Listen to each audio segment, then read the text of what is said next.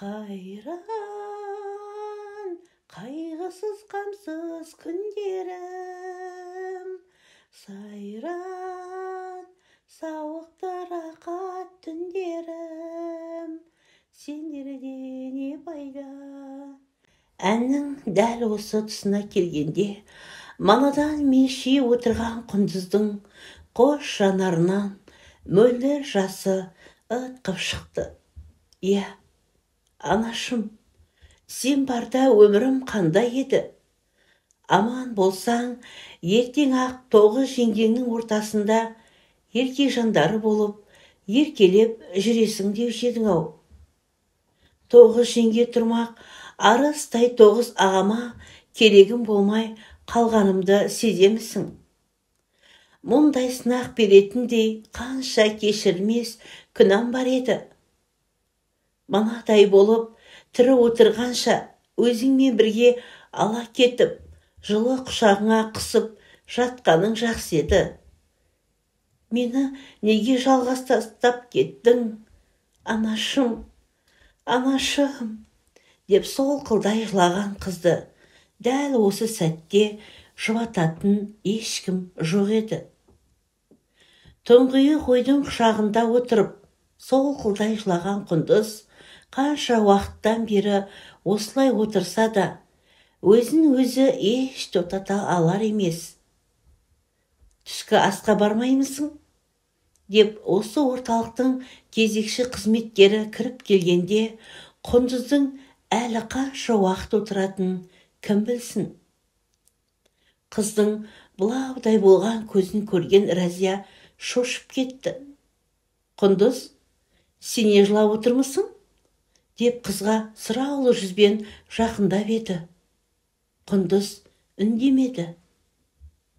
Алайда Разия да не болды деп қояр қоймай сұрай берген соң, Разия, ағаларымның менің сыртымнан өлсе сүйегі сұраусыз деп қолхат жазып кеткендерін сен білетін бе едің?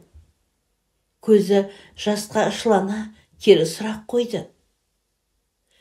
Құндыздың соншама жылауының себебін енді ғана түсінген Разия бұл қызды қалай жұбатарын, не де жұбатарын білмей тұрып қалды да. Қой, жаным, жылама. Ертең-ақ ұлың ерқанатың ер жетеді. Сені қолына алып әлпештеп бағады. Сол кезде бәрі ұмытылады. Өзіңді босқа шаршата берме, деп қыздың арқасынан қаусыра құшақтап алды. Манадан жылай қатты шаршаған құндыз біраздан соң тынышталып, ұйықтап кеткендей үнсіз қалған соң, Разия қыздың көрпесін мұқияттап жапты да, аяғының дыбысын білдірмей жайлап басып бөлмеден шықты. Есік алдына шыққан соң, бұл қыз қолхат жайлы қайдан біліп қалды екен, деп ойланып сәл тұрды да, терең күрсініп, әрі қарай жүріп кетті. Құндыз 9 жылдан кейін өмірге келген жалғыз қыз және ең кенжесі. Әр ұлдары өмірге келген сайын осы сәбиіміз қыз болар мекен деп армандап күтетін Қайыржан мен Аққылыш 10-шы сәбилерінің қыз бала екенін білгенде өшкендері жанғандай болып қуанған болатын. Құндыз ес білгелі әке мен ананың, арыстай 9 ағаның аяулы алақандарына еш қиындық көрместен өсті. Алғаш мектеп табалдырығын аттағанда да қатты қуанған ата-анасы қуаныштарын ағайын тума дос-жаранмен бөлісіп, ұлан асыр той жасаған болатын. Ол кезде ешбір жан мектепке барған балаларына дәл осылай дүркіретіп той жасамайтын.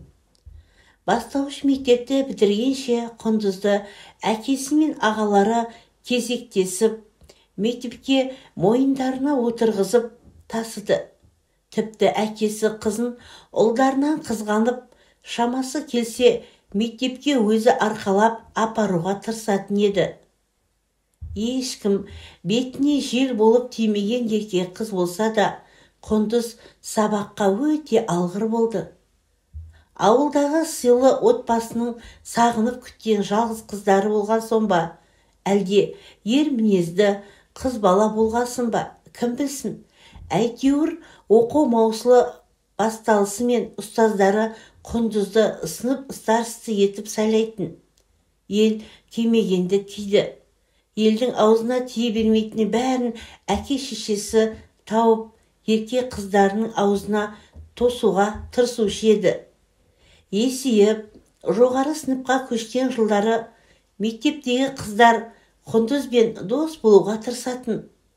Өйткені тал шыбықтай бұралып, ақсарының сүйкімдісі болып бой жетіп келе жатқан сұлуға ауыл ішіндегі жігіттердің ғашық болмағаны кемде-кем болар. Ауыл бозбалаларының өзіне үздіге қарағанын сезіп, іштей масайраса да, еркек қыз еш қайсысына мойын бұрмай, тек көзінің қиығымен қарап, іштеріне шоқ тастап кеткені болмаса, арманы үлкен шаһарға барып, сол жақта тұрақтап қалу болатын қыздың ауылда ешкім жүрегін жаулай алмайтын. Ерте заманда істі болып, абақтыға айдалып, өмірінің бірнеше жылын темір торда ар жағында өткізіп әбден қалжыраған бір бай. Жал менен жая жетім, аузымда жоқ. Үлде мүлде күйдім, иығымда жоқ деп жылаған екен. Сол айтқандай қазір ойлап отырса, бала кезде ел кемегенді киіп, басқалар ішпегенді ішіп жеп өскен қыздың өмірін астан-кестен болып, ешкімге керегім болмай қаладау деген ой ешқашан үш иықтаса да түсіне кірмепті. Құндызға ауылдың бозбалалары қанша қызығып тамсанғандарымен, сұлу да еркек қыз ешқайсысын көзіне де ілмей жүргенде, 10 жылдық білім ошағының аяқталар сәті де келіп жетті. Білім берген ұстаздарымен қимай қоштасқан албырт жастар арман қуып, бірінің артынан бірі үлкен қалаларға аттанып жатты. Ол кезде Құндыздың 6 ағасы отау тігіп, үйлі бұранды болып қалған шақ еді. 6 жеңгесінің мінез құлықтары алуан түрлі болғанымен, әзірге ата енінің алдын кесіп өтпей, еркек қызға да қарсы келе қоймайтын кездері тұғын. Анасы бар адамның басында алтын тәжі болады. Ол ешкімге көріне бермейді. Оны көретін тек қана анасы жоқ адамдар деген сөзінде жаны барау. Өйткені анасы барда Құндыз қандай еді шіркін. Анасы келіндерге онша қатты болмаса да, көзінің қиығымен ақ өзін бағындыра білетін еді. Келіндердің біреуі еркек қызына қырын қарай бастаса болды. Сол сәтті қабағы түйіліп, алдындағы асында дұрыс ішпей, ақыры келіндерін қызының алдына жығып беруші еді-ау. Сол жылдары келіндер енесінің қабағы түйіліп, үһілегенін естімеу үшін, Құндыздың кейбір кездері өздеріне қатты сөйлейтін елемеуге тырысып, барлық еркелігіне көздерін жұма қарайтын. Сөйтіп, балалық шағын еш уайым қайғысыз, алаңсыз өткізген еркек қыз мектепті ойдағыдай аяқтап, қолына табақтай аттестатын алған соң, қалаған мамандығына қол жеткізуге Алматыға аттанды. Әкесі еріп келіп, Құндызын оқуға түсірген соң жатақханаға орналастырып, көңілін жайлап ауылға қайтқан болатын. Үлген оқу орнында сабақ басталып, әр қаладан келген жастар бір-бірімен танысып, студенттің қызықты кезеңдері де басталып кетті.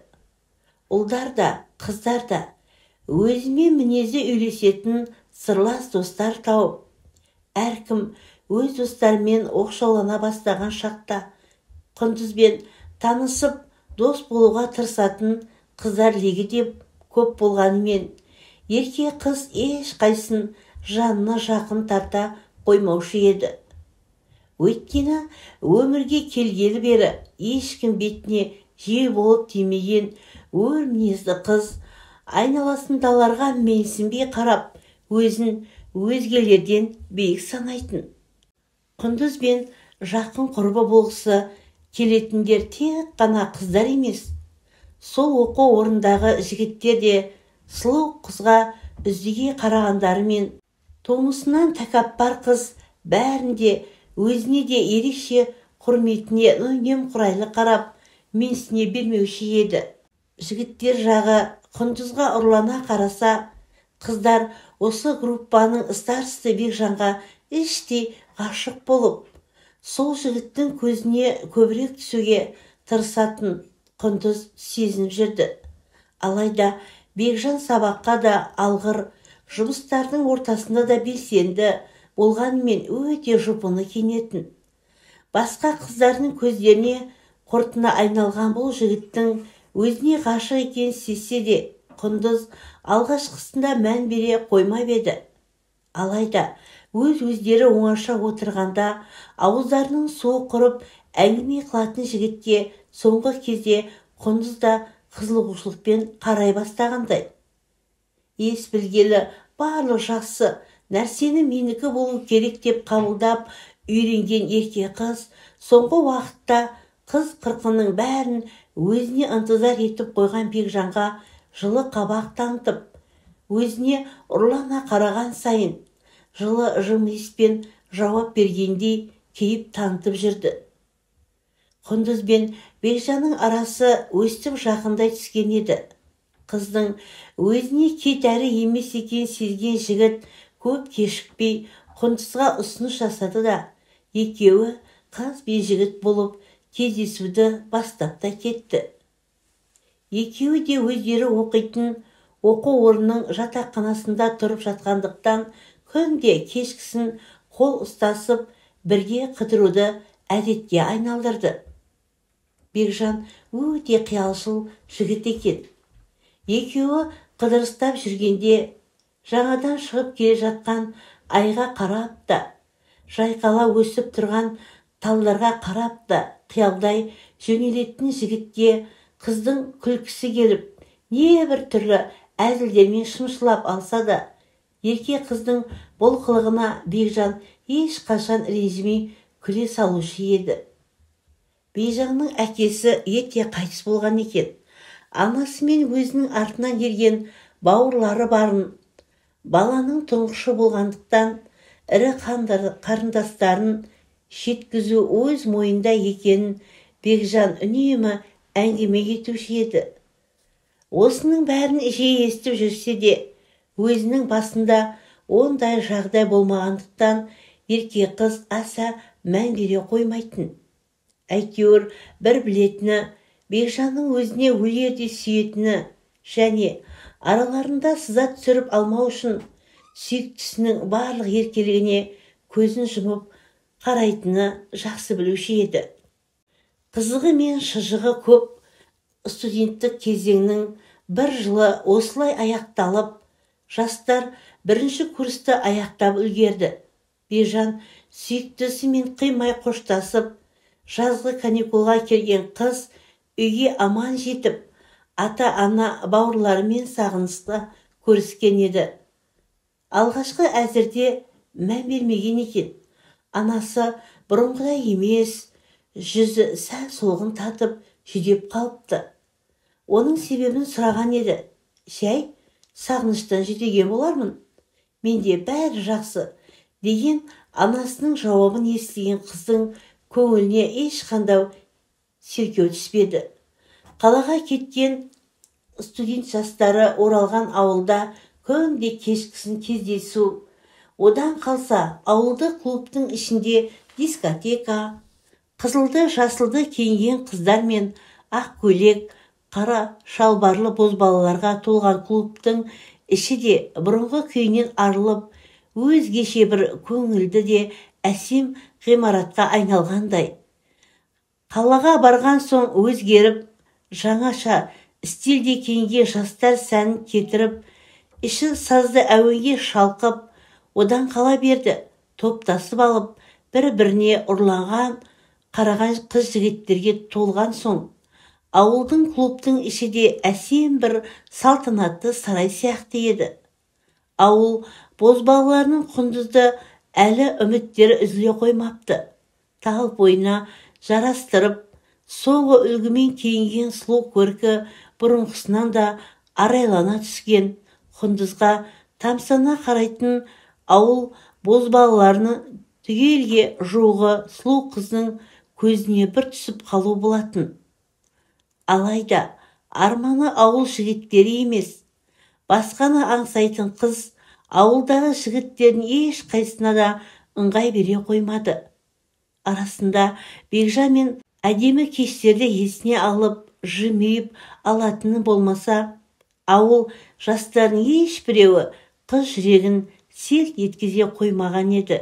Көңілін сергетер әдемі күндер зулап өтті де, туып өскен жеріндегі қызықты күндер аяқталған соң, оқудағы жастардың алғашқы легі оқуларына тарай бастағанда, алғашқылардың бірі болып Құндыз да қалаға жиналды. Қызын апарып орналастыруға әкесі бірге баратын болды. Ал анасы ерке қызын қайта-қайта емірене сүйіп, қоштасар сәтте көзіне жас алғанда, анасының жылағанын Құндыз түсінбеген күйі оқуына аттанып кетті. Құндыз келердің алдында бірер күн бұрынырақ Бекжан да келіп орналасқан екен. Екі жас сағынса көрісті. Бекжан Құндызды қатты сағынып қалыпты.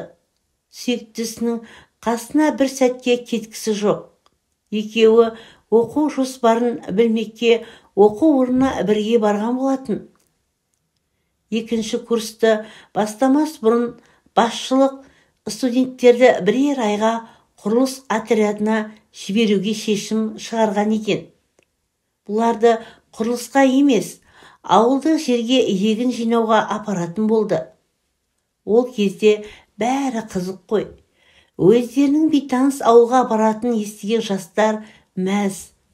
Ал сабақтан әзірге басталмайтын белгілі болған соң, Бекжан отбасылық жағдайына байланысты ауылына қайтуға рұқсат алып үйіне оралды да, Құндыз өзінің қатарларымен бірге егін жинауға аттанды.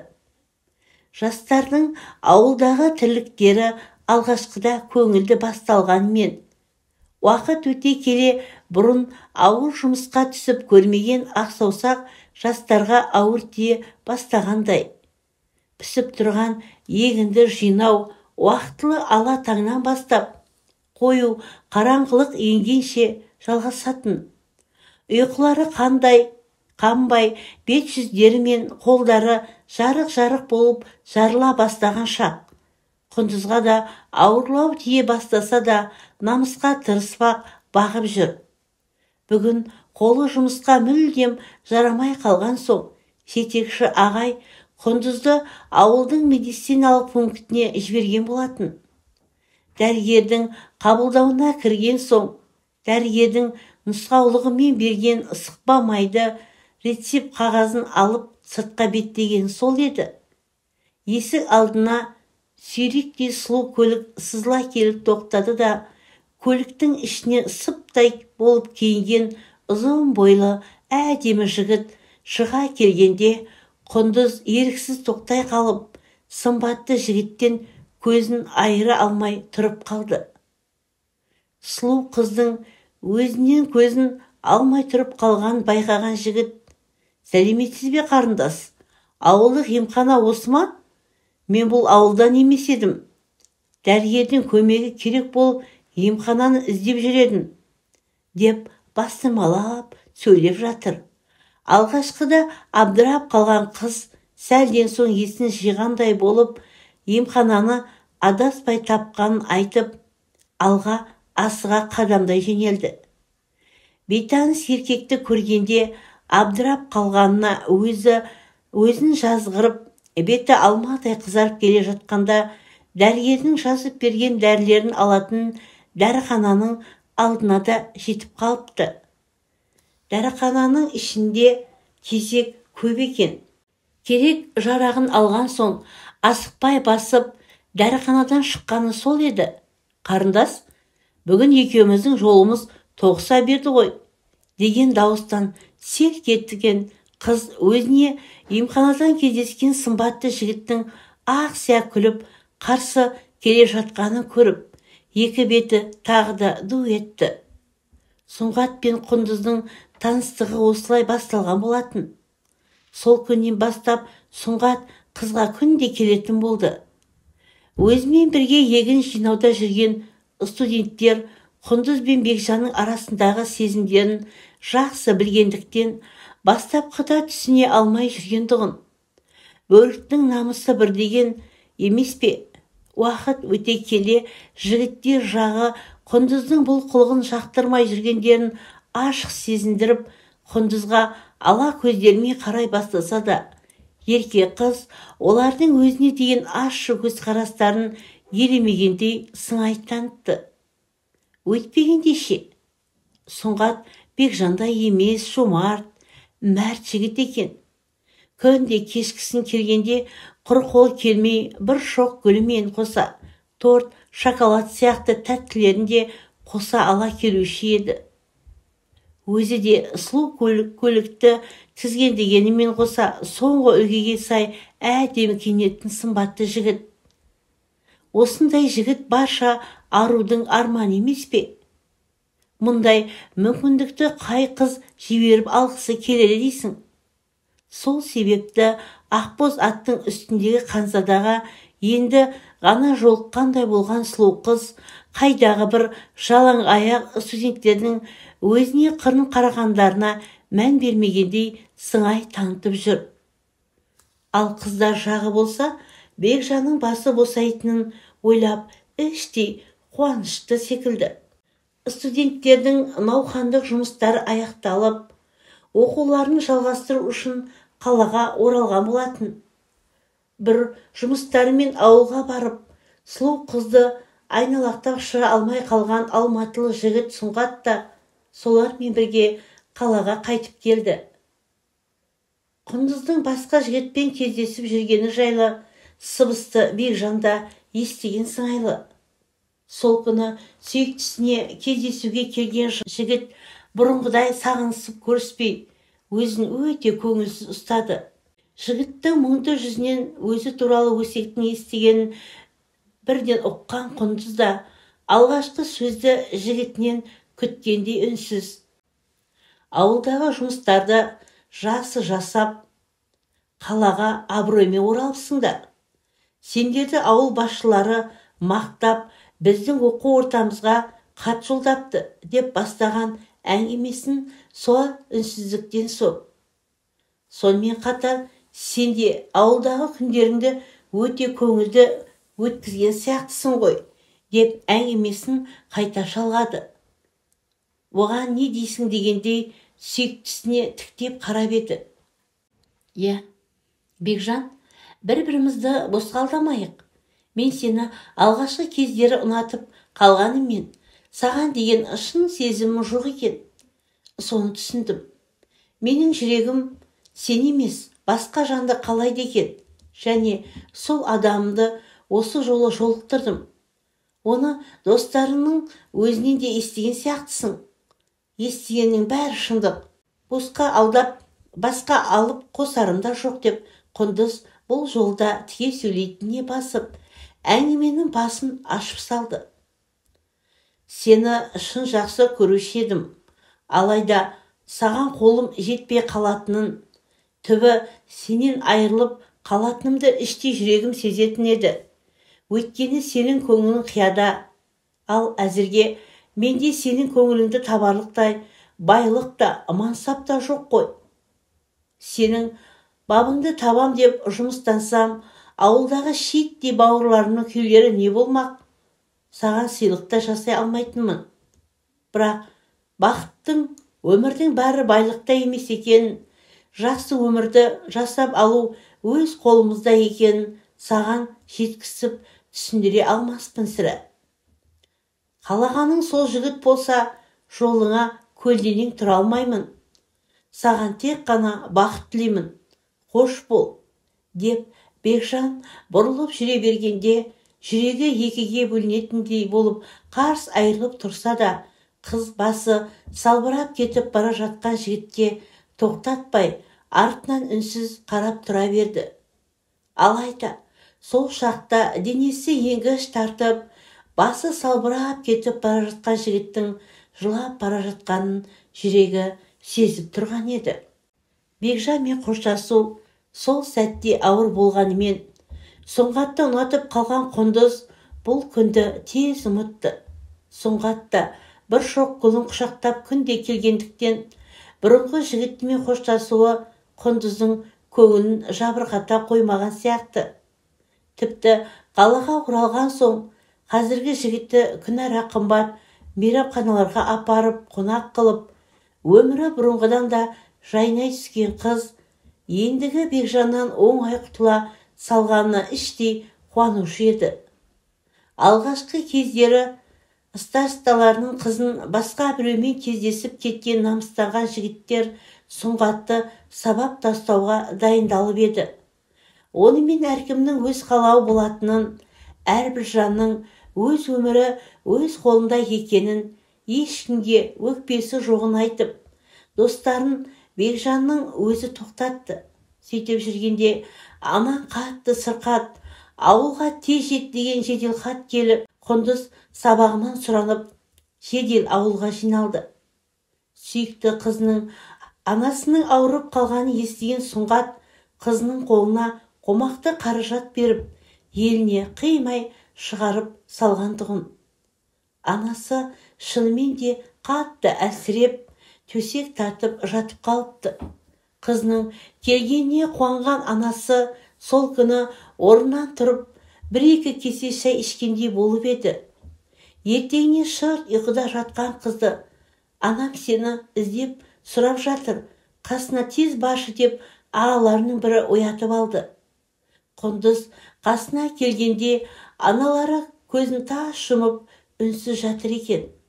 Қасына мамалап келген қызының даусын естігенде, қыздың қолынан әлсіз қысқандай ишара білдірген ана деп ышқынған даусын шығарды да үзіліп жүре берді. Сәл сол сәтте тәннен жаны бөлініп шығып бара жатқан ананың көзінен бір тамшы жас қосыла үзіліп түскен еді. Бір шаңырақтың берекеті бір адамның ғана қолында болады деуші еді ғой. Сол сөзінде жаны бар-ау. Аналарын ақ жауып арулап, мәңгілік мекеніне аттандырған бір үйдің сүттей ұйыған тап-тату 10 баласының ешқайсысы да осы үйдің бірлік мен берекесі аналарымен бірге шаңырақты тастап бара жатқанын сол сәтте білмеген еді. Анасын жер қойнына тапсырып, үші мен 7 күндік дұғаларын оқытқан соң, Құндыз оқуына оралды. Ауылдан жүзі жабырқаулы келген сүйіктісінің көңілін аулау үшін Сұңғат бұрынғысынан да көбірек көңіл бөліп, күн құрғатпай қызының жанынан табылуға тырысып бағып жүр. Жабырқаулы қабағына қарап, барынша мейірімін төгіп жүргені үшін Сұңғаттың бұрынғысынан жақсы көріп кеткен қыз сүйіктісін бір күн келмей қалса сағынып күтуші еді. Ал Бекжан болса сол кеткеннен қызға қайтып мойнын бұрмай, бұрынғы сүйіктісіне мүлдем жат адамға айналып кеткендей. Сөйтіп жүріп, Құндыз сабағынан сұранып, анасының дұғалық дастархандарына барып келіп жүрген болатын. Анасының дұға оқытылу рәсімдеріне барғанда, әкесінің басына ақ қырау түсіп, бұрынғысынан да қатты шөгіп кеткен байқаған сайын әкесін уайымдап, көңілі құлазушы еді. Сонымен қоса жеңгелерінің де атасы мен қайынсіңлісін алдарында бұрынғыдай сызылып тұрмай, өктем сөйлей бастағандарын сезе бастаған соң, бұрынғы еркелігін жасап жеңгелеріне қаттырап сөйлеп еді. Оған жеңгелері басыла салмақ түге өзіне дүрсе қоя беретін болды. Сондай сәттерде ағаларының ешбіреуде не әкелерін, не қарындасын қорғаштап, әйелдеріне басу айтудың орнына үнсіз қалатын. Анасының көзі тірісінде шіптіктей болып именіп тұратын жеңгелердің мінездері әр сәтте неге бұлай өзгергенін Құндыз еш түсіне алмады. Бірақ ағаларының өздеріне қорған бола алмай, әйелдерінің алдында бастары салбырап үнсіз қалатыны шымбайына қатты батса да, анасының дұғалық рәсімін у-шу қылмау үшін сабыр сақтаушы еді. Жоқ, жеңгелерінің бәрі бірдей адуынды көкбет емес. Тек күйеулерінің ешкімнің бетіне келмейтін ынжықтығын әбден біліп алған әйелдер әй дейтін әже, қой дейтін қожа жоқ болғандықтан, сол кезден бастап күйеулеріне дегендерін жасатып бастаған болатын. Жастайынан қыз орнына қызша жұмсалып, үйдің барлық тірлігін жасап өскен ұлдар өстіп қыз мінезді болып өсе ме екен деп ойлайтын Құндыз, әйелдерінің алдында қаһары жоқ ағаларын бірде аяса, бірде намыстанушы еді. Жалғасы бар.